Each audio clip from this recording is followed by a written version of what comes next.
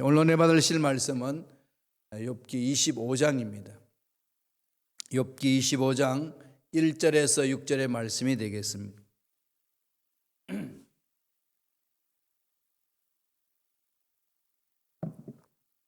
다 같이 욥기 25장 1절에서 6절까지 말씀을 합독하시겠습니다. 수아 사람 빌닷이 대답하여 이르되 하나님은 주권과 위엄을 가지셨고 높은 곳에서 화평을 베푸시느니라. 그의 군대를 어찌 계수할 수 있으랴. 그가 비추는 광명을 받지 않을 자가 누구냐. 그런즉 하나님 앞에서 사람이 어찌 의롭다 하며 여자에게서 난 자가 어찌 깨끗하다 하랴. 보라, 그의 눈에는 달이라도 빛을 발하지 못하고 별도 빛나지 못하거든. 하물며 구더기 같은 사람, 벌레 같은 인생이랴. 아멘. 이 말씀으로 빌닷의 세 번째 변론이라는 제목으로 은혜의 말씀을 나누겠습니다. 이제 3차전 들었었죠? 엘리바스가 먼저 이제 이야기를 하고 거기에 대해서 욥이 답을 하고 그러다가 이번에는 빌닷이 욥의 이야기를 듣고 차고 들어옵니다. 그 내용이 오늘 본문의 말씀이에요. 이 소발은 이제 더 이상 논쟁을 하지 않습니다. 빌닷의 마지막 세 번째 변론입니다. 25장은 욥기 중에서 가장 짧죠. 6절로 되어 있습니다. 이 6절밖에 안 되는 이 상황 속에 빌닷은 엄청난 것을 퍼붓죠. 그런데 6절까지 읽는 말씀 중에 여러분 틀린 말씀이 있나요? 하나도 틀린 말씀 없습니다. 그렇죠? 하나님은 높은 하늘에서 우주 만물을 다스리고 계신다. 화평을 이루시는 하나님이다. 이런 건 당연히 맞는 말이잖아요. 그런데 이런 말들을 왜 욥에게 이야기할까요? 그리고 인생이란 게 뭐냐? 어떻게 의로운 하나님 앞에 의롭다 할 수 있느냐? 다 구더기 같고 벌레 같은 존재지. 그런데 이런 사실을 욥이 모르나요? 다 알잖아요. 욥도 다 알고 있는 거를 왜 이렇게 지금 고난 받아가지고 완전히 그냥 쓰러지다시피 할 정도로 어둠 속에 빠져있는 욥에게 이런 말을 던질까요? 말은 맞는데 계속 우리가 느끼는 건 뭘까요? 욥에게는 안 맞다는 거죠. 이런 말, 틀린 말 지금 엘리바스나 빌닷이나 소발이 하는 말 중에 틀린 말 하나도 없습니다. 그런데 자꾸 이것을 욥에게 적용시키면서 또 말을 하니까 아니라는 거지요. 2단, 3단들도요, 다 하나님 말씀 가지고 이야기해요. 근데 그것을 문맥상의 모든 그 흐름을 빼버리고 그냥 자기들끼리만 이야기를 하잖아요. 그게 문제거든요. 신앙생활은 공동체성이에요. 함께 하는 겁니다. 더불어 가는 거예요. 상생입니다. 성부, 성자, 성령 하나님이 어떻게 계시지요? 세 분인데 하나로 계시잖아요. 세 분인데 하나로 계신다는 게 뭘까요? 마음이 하나라는 거죠. 우리는 하나야 이 말 때, 부부는 하나야 그럴 때 뭐죠? 같은 생각, 같은 꿈, 그렇게 같은 계획을 가지고 나가는 삶이라고 이야기하잖아요. 하나님의 존재 양식이 그렇습니다. 세 분입니다. 하나님은 성부 하나님, 성자 하나님, 성령 하나님이셔요. 세 분이 각각 인격적으로 구분이 되어 있습니다. 하나님이 아들 역할하고 아들이 성령 역할하고 성령이 성부 하나님 역할하고 그러지 않아요. 성부 하나님은 성부 하나님으로 계시고 성자 하나님은 성자 하나님으로 계시고 성령 하나님은 성령 하나님으로 계시는 거예요. 그런데 그분을 왜 한 분이라고 그랬을까요? 그 속성이 똑같기 때문에 동일하다는 거예요. 속성이 동일한, 본질이 동일한 거예요. 그래서 동일 본질, 그걸 좀 라틴어로 말하면 호모우시오스라고 그래요. 호모우시오스. 본질이 동일하다. 속성이 동일하다. 거룩이 동일하죠? 차등이 없습니다. 사랑이 동일하고 공의가 동일하시고 능력이 동일하시고 존재가 동일하게 속성에 계시잖아요.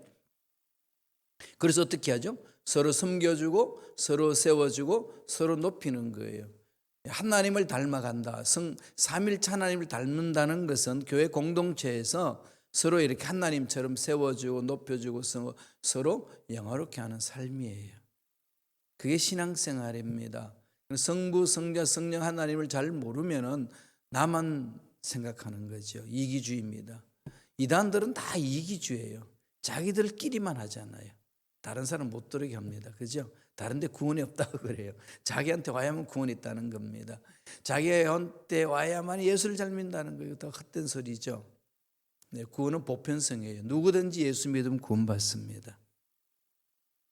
하나님은 거룩하신 분, 하나님은 자비로우신 분, 하나님은 사랑의 하나님, 능력의 하나님, 인간은 죄인이다. 일반적인 이야기잖아요. 성서에서 말하는 것. 욥이 모르고 있나요? 다 알고 있습니다. 다 알고 있기 때문에 우리가 봤듯이 욥기 1장 2장에서는 욥이 하나님을 향한 마음, 최선을 다하는 마음, 몸부림치는 그것이 있잖아요. 그래서 하나님이 그것을 보고 너무 기뻐하셨지 않습니까? 전제되어 있는 거예요. 그래서 우리 욥기를 읽을 때에 이렇게 어떻게 시작되고 어떻게 이 일을 하고 있고 누가 말하고 있는지를 잘 보셔야 합니다. 상황에 맞게끔 하나님의 지혜를 가지고 말씀을 적용을 해야 돼요. 우리 실생활 속에. 그냥 내가 좋은 것들만 택해가지고 그만을 강조하고 나아가면은 하나님의 마음을 잘 모르게 됩니다. 자, 오늘 빌닷이 말한 것 중에 참 허무하게 이해하죠. 이해한다는 것이 사람 마음을 이렇게 보담아주고 마음이 전해져야 되는데 전혀 전해지지 아니하고 오히려 욥을 더 궁지로 몰고 갑니다. 공허하게 들리는 거죠. 이런 얘기는. 그래서 우리 주의 종들도 이 부분들을 많이 고민을 합니다. 참 많은 이야기를 하고 많은 설교를 하는데 여러분에게 공허하게 들리면 참 얼마나 허무하겠어요. 그죠? 이렇게 외치는 저도 허무할 거고 여러분들도 허무한다는 거죠. 그래서 어떻게 해야 될까요? 서로가 무릎을 꿇고 기도하고 하나님이 원하시는 말씀을 받아야 돼요. 그리고 여러분들도 말씀을 받는 순간에 그냥 김 목사의 생각이다 하면 안 됩니다. 하나님이 김 목사를 통해서 무슨 말씀을 하시려고 하시나? 나에게 주시는 메시지는 무엇인가? 성서를 통해서 차근차근 이렇게 되씹어보고 살펴보셔야 돼요. 그래야 올바로 우리가 말씀 안에 설 수 있고 서로 은혜를 받으면서 신앙생활 할 수 있습니다. 빌닷이 변론하는 거 두 가지예요. 뭐가 문제가 있고 우리는 어떻게 이것을 적용해야 되는지 살펴보겠습니다. 첫째로 빌닷은 하나님의 위대성을 선포합니다. 하나님 위대하시다. 모두 동의하시죠? 빌닷 말에 거부할 사람 아무도 없습니다. 똑같은 말이에요. 그런데 지금 이 말을 왜 갑자기 할까요? 지금 욥이 하고 있는 말이 너 지금 하나님을 모르겠다는 거예요. 누구 생각에? 빌닷 생각에. 그러니까 하나님은 위대하시다. 야, 그거 아느냐? 이러는 거죠. 전혀 고난 받는 사람에게 와서 위로하는 말이 아니라는 겁니다. 말씀을 보겠습니다. 25장 1절에서 3절까지 다 같이 한 목소리 읽겠습니다. 수아 사람 빌닷이 대답하여 이르되 하나님은 주권과 위엄을 가지셨고 높은 곳에서 화평을 베푸시느니라. 그의 군대를 어찌 계수할 수 있으랴. 그가 비추는 광명을 받지 않은 자가 누구냐. 이 말은 욥이 하는 말을 받아서 하는 말이거든요. 빌닷이 세 번째 변론하는 것은 욥이 엘리바스가 말하는 것에 대해서 답변하니까 하나님의 위대하심을, 하나님의 은혜를 사랑하고 또 하나님을 찬양하는 그 상황 속에서도 이들이 듣기에는 자꾸 자기 자신을 변명하는 것처럼 그렇게 들렸는지 이렇게 이야기를 합니다. 엘리바스가 뭐라고 그랬어요? 죄인은 벌 받고 악인은 망한다. 그랬더니 이 욥이 뭐라고 그랬어? 당연하지. 악인도 망하지. 악인 망하지. 망해야 되는 거야. 하나님이야. 그런데 그런 얘기를 들었던 빌닷이 차고 나오는 거야. 야, 너 하나님 대해 잘 모르고 있구나. 하나님 얼마나 위대하신지 아시냐. 그런 상투적인 말로 툭 이제 던지는 겁니다. 하나님은 위엄하시고 권능이 있으시기 때문에 만물을 다스리시는 하나님인데 감히 그 앞에서 이렇다 저렇다 할 자가 누구냐 이 얘기입니다. 만물을 통치하시는 하나님 욥 다 알고 있습니다. 높은 곳에서 거주하시기 때문에 하나님은 거룩하신 분으로 죄인과 함께 할 수 없다는 것도 알고 있습니다.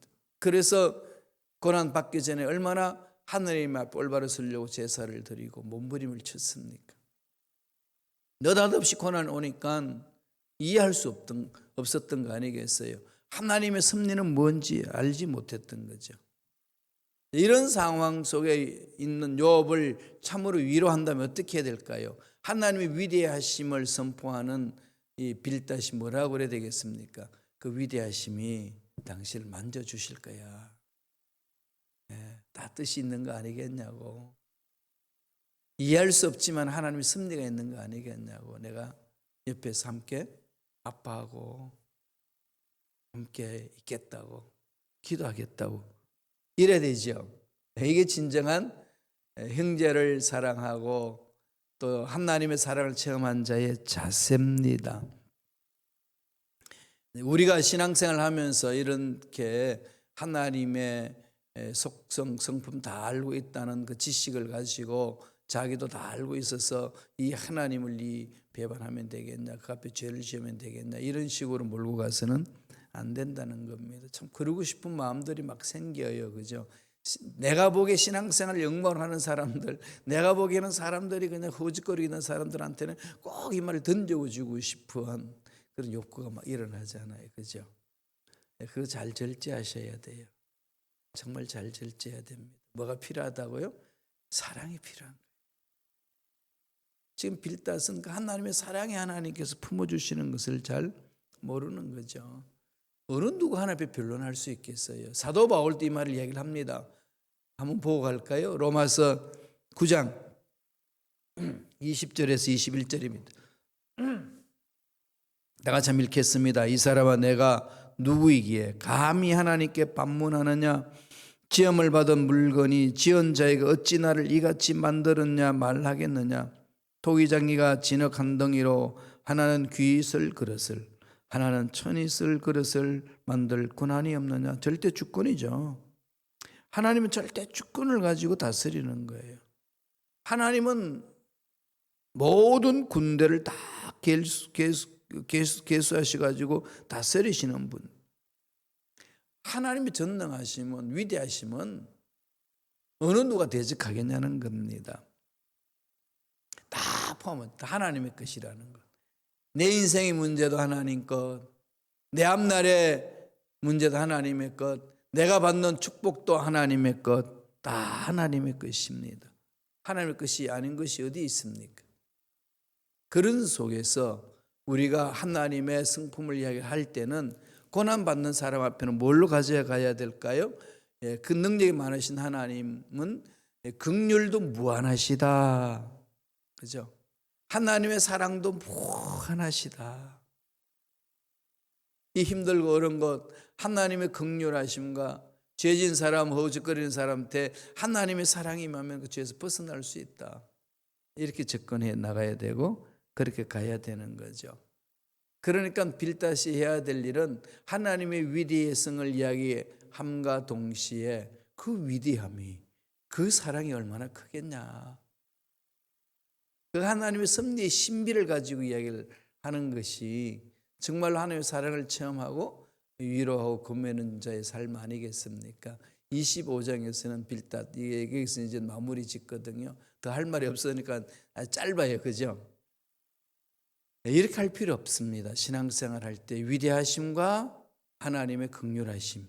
하나님은 공의로우신 분인 동시에 하나님은 자비롭고 사랑의 하나님이라는 거예요.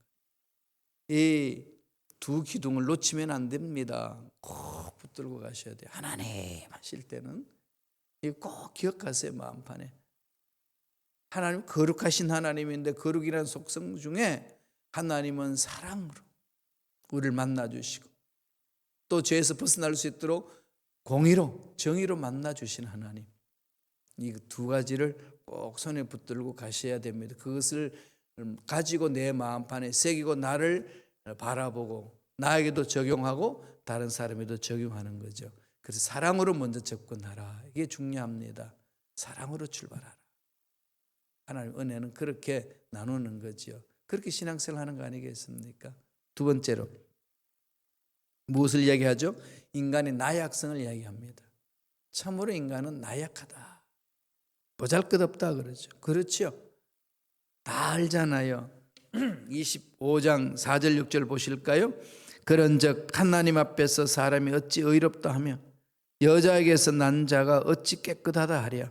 보라 그의 눈에는 달이라도 빛을 발하지 못하고 별도 빛나지 못하거든 하물며 구더기 같은 사람 벌레 같은 인생이랴. 하나님 앞에 의롭다고 말할 수 있는 사람은 아무도 없습니다. 욥도 그것을 알고 있기 때문에 자녀들의 잔치를 벌여주고 파티를 벌여주고 나서 그들이 혹시 죄를 범했을까 봐 그들의 이름을 불러가면서 그들을 위하여서 제물을 하나님께 바치고 제사를 드리고 하나님께 용서도 구하고 하나님께 영광을 돌리며 그런 삶을 살았던 욥입니다. 그런 욥에게 야 인간이 구더기 같은 인생인데 뭐 당연히 그건 네가 죄악을 범해가지고 지금 고난 받는 건데 하나님이 그렇게 하시는 건 네가 뭐 대들 수 있냐 이런 상황이에요. 사실 하나님 앞에 대들 수 있는 사람 누가 있습니까? 아무리 대든다고 되나요? 안 되죠. 인간 속에는요 죄악이 가득하잖아요. 칼빈한 말을 저는 마음에 새기는데 인간은 죄를 만드는 공장이다. 이스라엘 백성들이 죄를 범해가지고 하나님 앞에 심판받을 때에 그들이 가진 자세는 어땠습니까? 예레미야가 심판을 선포할 때 이 말을 해요. 예레미야 17장 9절입니다. 다 같이 읽겠습니다. 만물보다 거짓되고 심히 부패한 것은 마음이라 누가 능히를 알려마는. 심히 부패한 게 마음이잖아요. 마음. 다 마음이 이렇게 썩어 문드러지니까 말이 거칠고 말이 거치니까 행동도 거칠고 그래서 삶이 거치는 거지요. 그리고 교회에 오면 그것이 이렇게 녹아지고 씻어지고 변화받는 곳인데 그냥 그대로 이렇게 움직이면은 하나님 말씀을 안 맞는다는 거지요. 그게 우리 연약함이에요. 그죠? 그 다음에 시편 51편 5절에 보면은 다윗이 죄를 범하고 나서 이렇게 통회 자복을 합니다. 내가 죄악 중에 출생하였으며 모친이 죄 중에 나를 잉태하였나이다. 자기의 그 지은 죄악에 대해서 그냥 통곡하면서 하나님 앞에 쏟아내는 거거든요. 통곡하면서 쏟아내면서 죄악 중에 출생한 자다. 죄 가운데 있습니다.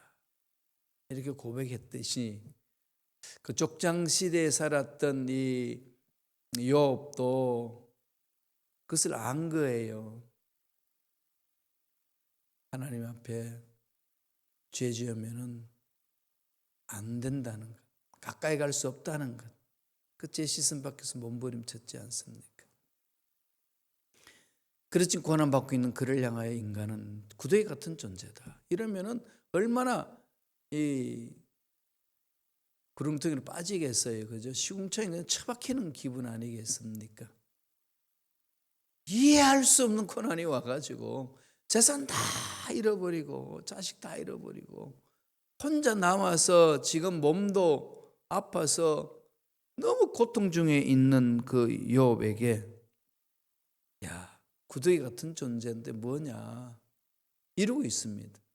지금 빌다시 해야 될 말은 뭐죠? 하나님은 연약한 우리를 붙들고 계신다. 나약한 우리들을 하나님 붙들어 주신다. 죄악 가운데 있는 우리들을 빨리 거기서 벗어날 수 있도록 하나님은 지금도 마음을 활짝 열고 기다리고 계신다.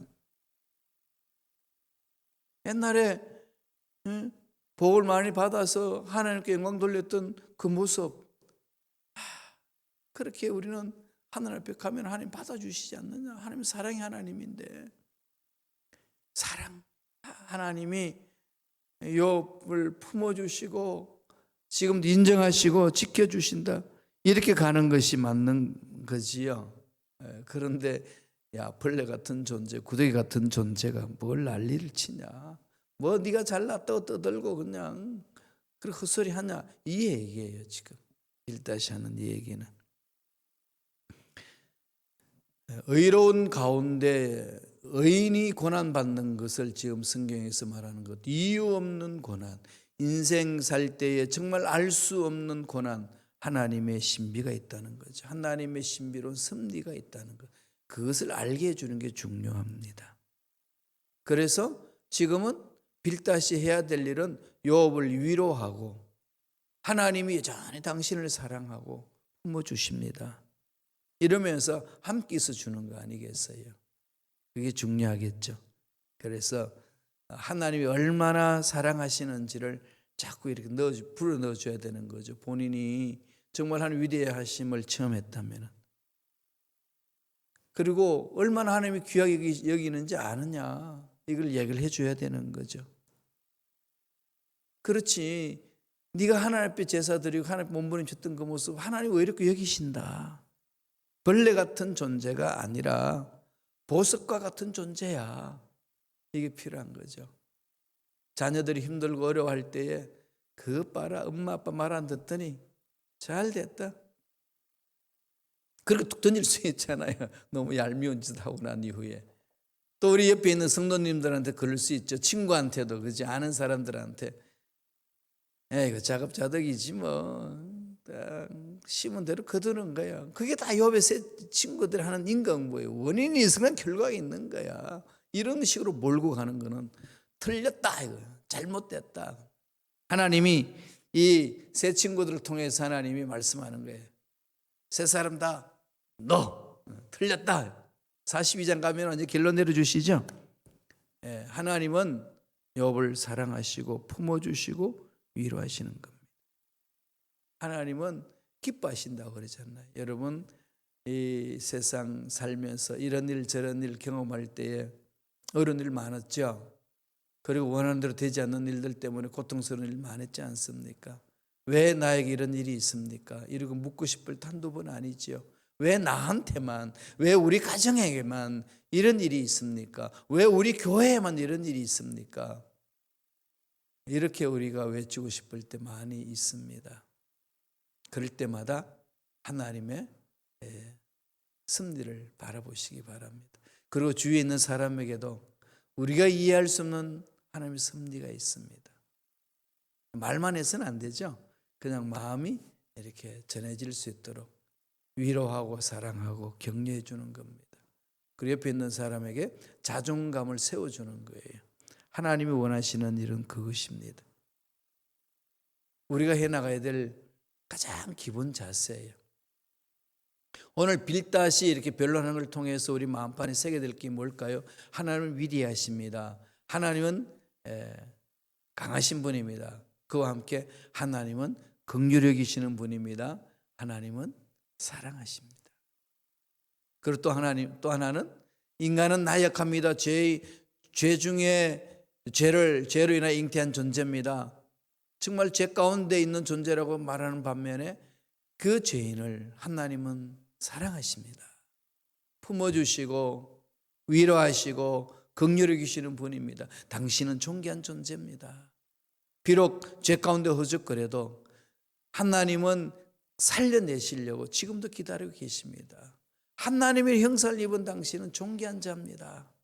자꾸 그렇게 말해줘야 돼요. 여러분 스스로도 거울 앞에 서서 외치셔야 돼요. 나는 존귀한 자다. 하나님의 형상을 입은 존귀한 자다. 그 마음을 말씀 만판에 새기세요. 과거에 무슨 일이 있었고 실패도 했고 실수도 했고 미혹받아서 잘못된 일도 했단다 할지라도 늘 만판에 자기한테 향해야 됩니다. 하나님의 마음은 동일하셔요. 사랑하신다고. 너는 존귀한 자야. 나는 너로 인하여 기쁨을 이기지 못하노라. 하나님 그렇게 선포하고 계셔요. 그 하나님의 사랑을 깊이 체험하시고 그 사랑을 전하고 또 그 사랑을 나누어 주고 그 사랑으로 함께하는 저와 여러분 되시길 간절히 축원합니다. 기도하겠습니다. 하나님 아버지 감사와 찬양을 드립니다. 오늘도 우리에게 귀한 생명을 허락하여 주시고 하나님의 약속의 말씀을 마음판에 새길 수 있도록 축복해 주시니 감사합니다. 연약하여 넘어지고 쓰러질 때마다 하나님은 우리를 향하여서 일어나기를 기다하고 계시고 품어주시고 또 세워주시고 나아갈 수 있도록 길을 열어주시는 그 하나님이심을 믿기에 흔들리지 않고 하나님을 향하여 달려옵니다. 그 믿음 가지고 부르짖는 우리 모두가 되게 역사하여 주시옵소서. 악한 마귀들은 떠나갈지어다. 힘들고 어려운 심령들을 괴롭히는 모든 원수 마귀는 사라질지어다. 강하신 하나님 만져주시고 긍휼이 많으신 하나님 위로하여 주시고 사랑으로 품어주셔서 높은 자존감을 회복할 수 있도록 복의 복으로 역사하여 주옵소서. 은혜에 감사하여 예물드립니다. 예물드린 손길 기억하여 주시고 좋은 일들만 일어나게 도와주시며 하나님은 위대하시고 하나님은 사랑이심을 실생활 속에 체험할 수 있도록 역사하여 주시옵소서. 감사와 찬양을 드렸고 예수님의 이름으로 축복하며 기도드리옵나이다. 아멘. 하늘에 계신 우리 아버지여, 이름이 거룩히 여김을 받으시오며 나라가 임하시오며 뜻이 하늘에서 이루어진 것 같이 땅에서도 이루어지이다. 오늘 우리에게 일용할 양식을 주시옵고 우리가 우리에게 죄 지은 자를 사하여 준 것 같이 우리 죄를 사하여 주시옵고 우리를 시험에 들가지 마시옵고 다만 악에서 구하시옵소서. 나라와 권세와 영광이 아버지께 영원히 쌓옵나이다. 아멘.